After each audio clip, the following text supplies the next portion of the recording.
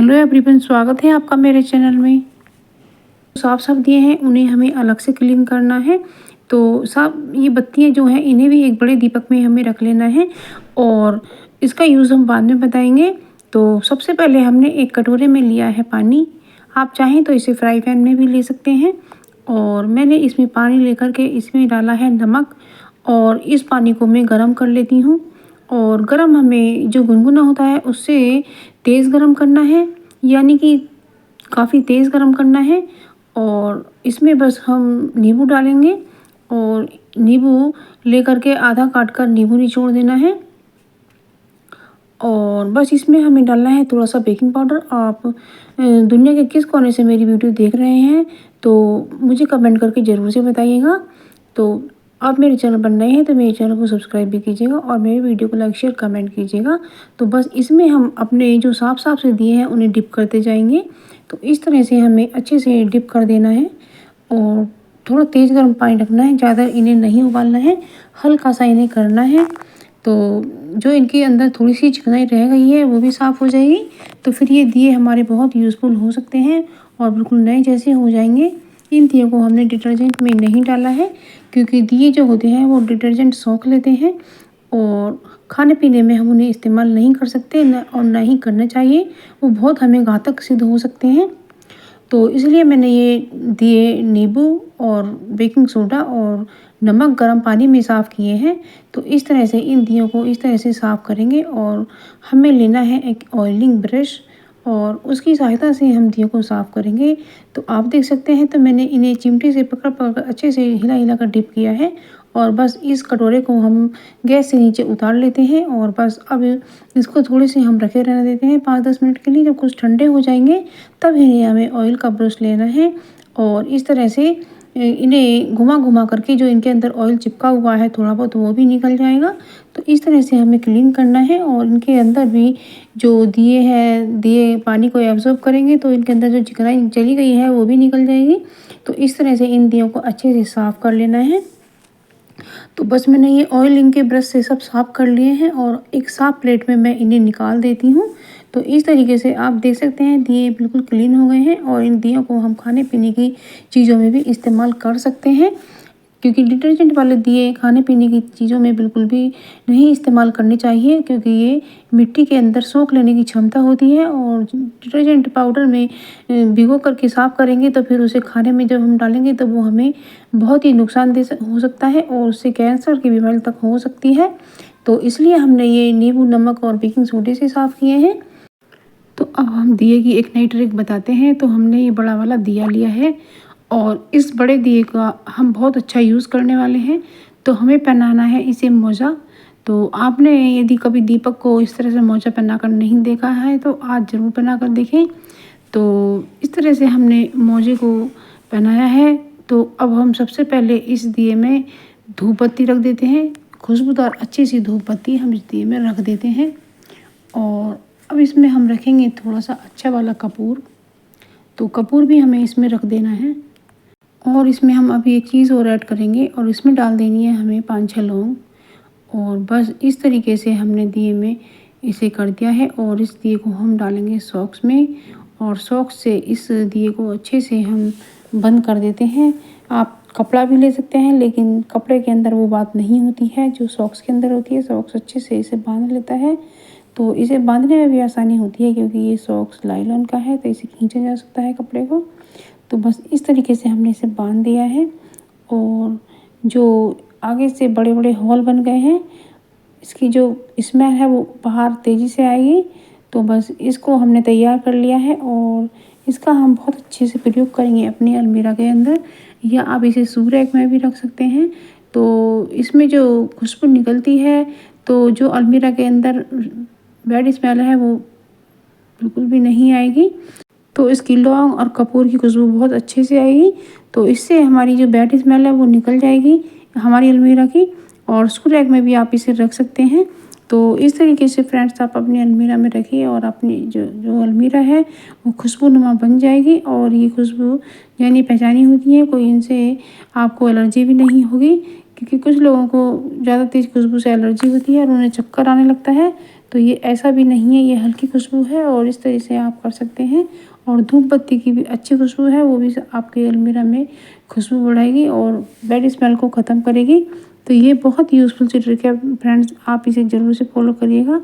तो बहुत ही अच्छी टिप्स है। तो फ्रेंड्स, ये कार्तिक चल रहा है और कार्तिक के वैकुंठ चौदस के दिन जो दीपदान किया जाता है वो हमारे साल भर के सभी पापों को नाश कर देता है और हमारे लिए वैकुंठ में वास देता है। तो इसलिए हमें ये दीपदान जरूर से करना चाहिए। तो ये दीपदान कार्तिक माह में बहुत विशेष महत्व रखता है। आपको कार्तिक माह स्नान करना चाहिए और यदि आप पूरे महीने स्नान नहीं कर सकते हैं तो एकादशी से आपको 5 दिन तक स्नान जरूर से करना चाहिए। और ये सुबह ही सुबह ब्रह्म मुहूर्त में 4 बजे उठकर किया जाता है। तो ये जो दीपदान किया जाता है वैकुंठ चतुर्दशी को किया जाता है। तो इसकी बत्ती हमें कैसे बनानी है, तो हमें लेना है सूत का एक गोला, जो कि परचूने की दुकान या पूजा पाठों की दुकान पर आसानी से अवेलेबल हो जाता है। तो हमें इसका तार ढूंढ करके निकालना है और हमने ये निकाल लिया है। और हमने ये 5 तार का धागा लिया है, या आप जब एक तार निकाल कर धागा से हम बत्ती बनाते हैं तो आप कितने भी तार का ले सकते हैं। तो हमने ये इसका एक तार निकाला है और इस तार को इस तरह से हमें निकालना है जैसा कि आप वीडियो में देख पा रहे हैं। तो इस तरह से हमें तार को देखना है और फिर इस तरह से लंबा खींच करके एक तार हमें ढूंढ करके निकाल देना है। तो इस तार से हम बत्ती बनाते जाएंगे। तो हमें इस तरह से 3 उंगली इस तरह से लपेटना है। हमें 5 तार की बत्ती बनानी है, उसे 2 बार लपेट करके एक बार आधा लपेटना है। तो ये 5 तार की बत्ती हमारी इस तरीके से बन जाती है। तो ये एक बत्ती बन करके तैयार है जैसा कि आप वीडियो में देख पा रहे हैं। तो बस इस तरीके से हमें 10 बत्तियां बनानी है और ये बहुत ही तेज़ी से बन जाती है। जब हम शुरू में बनाते हैं तो थोड़ा हमें टाइम लगता है, लेकिन जब हमें बनानी आ जाती है तो हम बहुत तेज़ी से बना पाते हैं।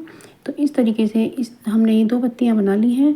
तो आप देखते जाइए, मैं बार बार इसलिए दिखा रही हूँ जिससे आप बत्तियां आराम से बना सकें। तो ये हमने 3 बत्तियां बनाई हैं और अब हमने ये 10 बत्तियां बना ली हैं। तो 10 बत्तियों की हम एक गड्डी बना लेते हैं।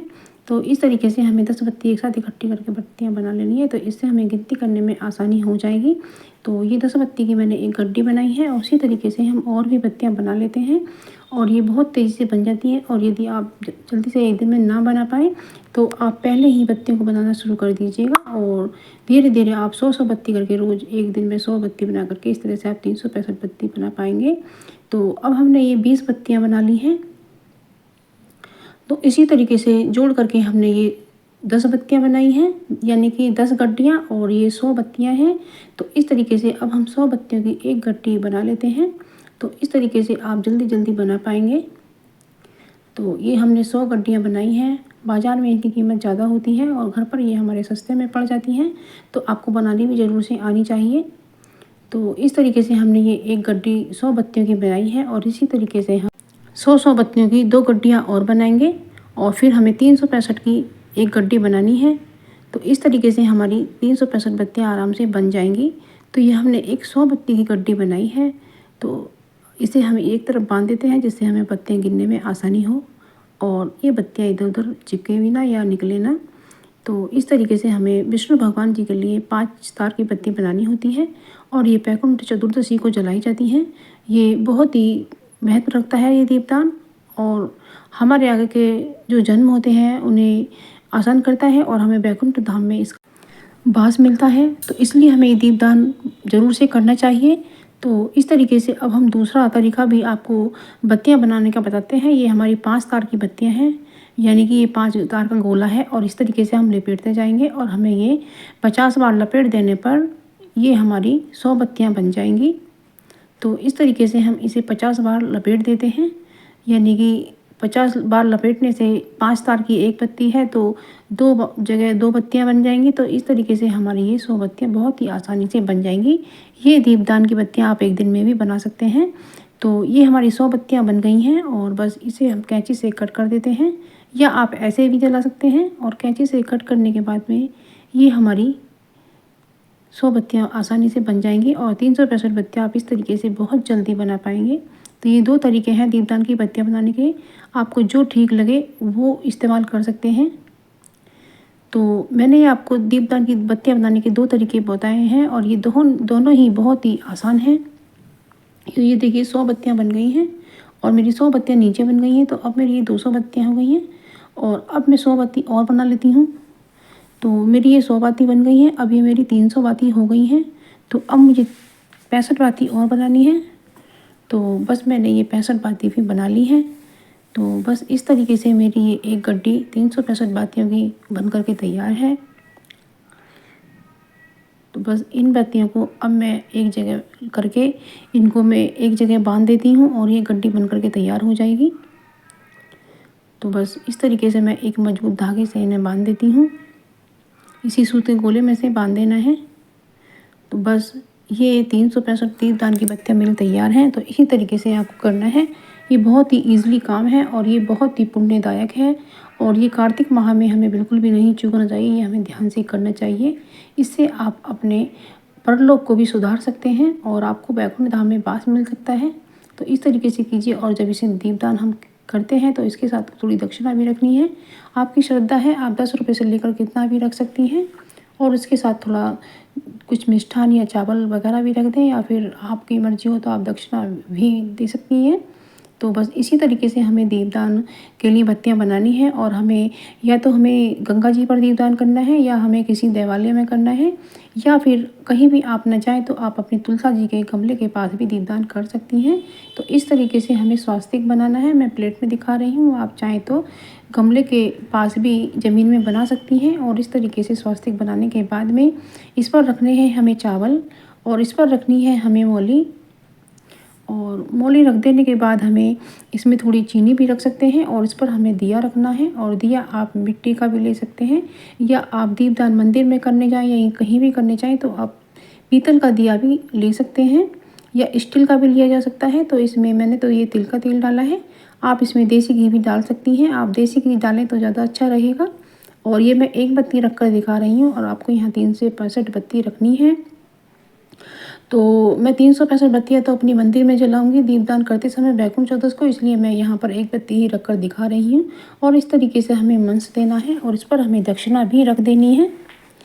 तो इस तरीके से आपके पास कोई फल हो तो फल भी रख सकते हैं। तो इस तरह से आप शाम के समय ये दान किया जाता है। तो ये दीपदान हमें इस तरह से करना है और हमें फिर ये जो तुलसी की जड़ में शालिग्राम जी की बाटी रखी रहती है इस पर भी हमें जल चढ़ाना है और इस पर हमें चंदन लगाना है। तो इस तरह से तुलसी की जल में विष्णु का पूजन बताया गया है जो हमें बहुत ही पुण्य लाभ दिलाता है। और इस पर हमें तुलसी जी का पत्ता भी चढ़ाना है, लेकिन हमें शालिग्राम जी पे कभी भी चावल नहीं चढ़ाने चाहिए, इन पर हमें तिल चढ़ाने चाहिए। तो देख सकते हैं आप ये इस तरीके से दीपदान होता है। तो ये बहुत यूज़फुल टिप्स है, आप इस तरीके से अपने कार्तिक माह में वैकुंठ चौदस को दीपदान करिएगा फ्रेंड्स। ये बहुत ही पुण्यदायक है और आप चाहें तो गंगा जी पर भी कर सकते हैं। तो जब टिप्स आपको कुछ ऐसी मिल जाती हैं जो आपके काम को आसान करे और आपके लोक और परलोक को सुधारे तो कितना अच्छा होता है।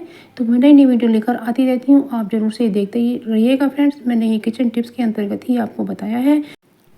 तो फ्रेंड्स मिलते हैं एक नई वीडियो में, तब तक के लिए जय श्री कृष्णा। और आप मेरी वीडियो दुनिया के किस कोने से देख रहे हैं ये मुझे कमेंट सेक्शन में ज़रूर से बताइएगा और मेरी वीडियो पसंद आने पर उसे लाइक शेयर कमेंट कीजिएगा और चैनल पर नए हैं तो मेरे चैनल को सब्सक्राइब भी ज़रूर कीजिएगा। Thank you.